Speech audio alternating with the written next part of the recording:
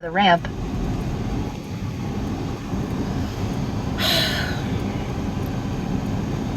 World. I don't usually do this. I don't do videos. I don't really talk about much stuff as far as In a quarter mile, merge onto I-64 West. But right now, I just feel like I need to do a video. And I'm not doing this just for DaShanika. I'm doing this for everybody that merge I onto I-64 West, then use the right two lanes to take exit 264. I know you guys are hearing this on my GPS. So today is January.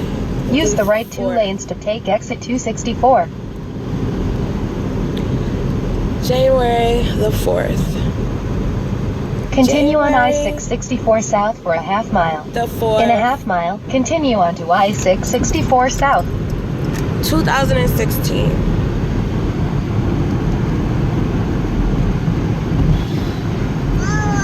And my friend was gunned down in her home with her mother and her 2 kids in the house. Now I know you just heard that little girl back there. This is my baby. Continue on I-664 South for 4 miles. And I'm just trying to figure out why somebody would take a 25-year-old mother from her kids. How could you just break down her door and take her life?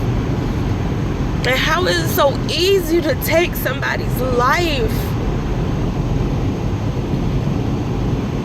We're so easy these days to pick up a gun, a knife, something to permanently damage somebody else, to permanently hurt somebody else.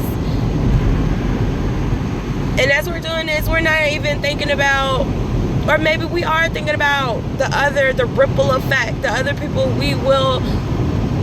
the lives will change from taking one person's life. We think or y'all think y'all big and bad, because me, I'm still a fighter. I don't need to pick up a gun to prove a point. When I get mad, oh, you gonna hear my mouth. Why should you have to hear bullets? Why should you have to hear gunshots? Why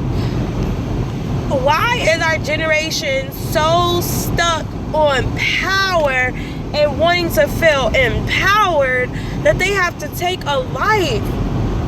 This is not the first friend I've lost to guns, to violence in general, to somebody else. People are out here playing God with other people's lives, and I don't understand why. Because if the shoe was on the other foot, if this person that took this girl's life at 1 this morning, if it was DaShanika on the other hand, what if she took his life? Would he understand how his family would feel towards her? Does he not understand how his friends would view her? Yet we're stuck with the aftermath. Her kids are stuck with the aftermath of having to remember that their mother was gunned down in the same house they were in at the same moment they were there.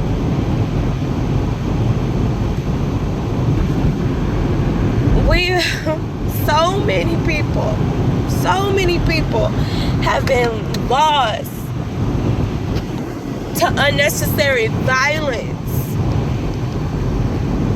So many young people, we got parents outliving kids these days. Parents shouldn't outlive their kids. In a half mile, keep left to stay on I-664 South. I know how it feels to watch my mother mourn the loss of her 14-year-old son.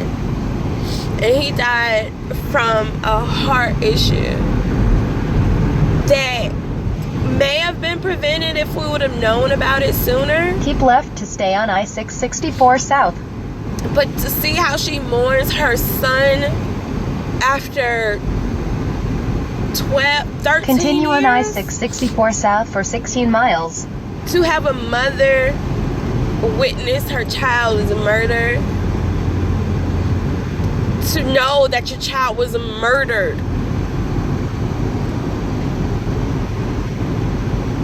I don't know. So many people are being taken down.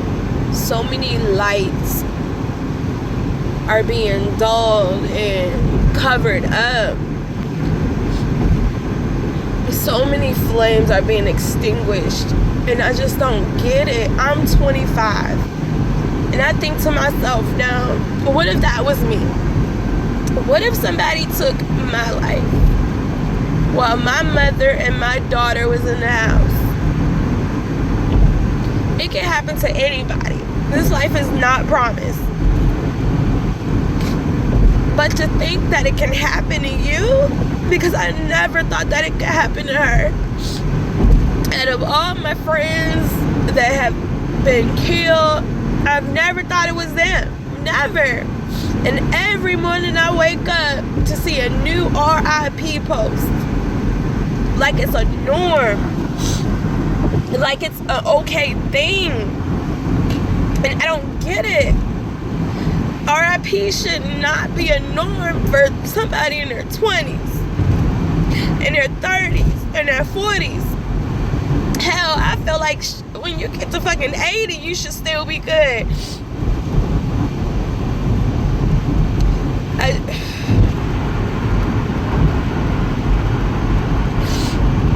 don't know. I'm just so torn up, and it's not just because of DaShanika. I'm just torn up because this is becoming a fucking norm. This is becoming something that is normal. And it should not be normal for our generation to always have to post RIP.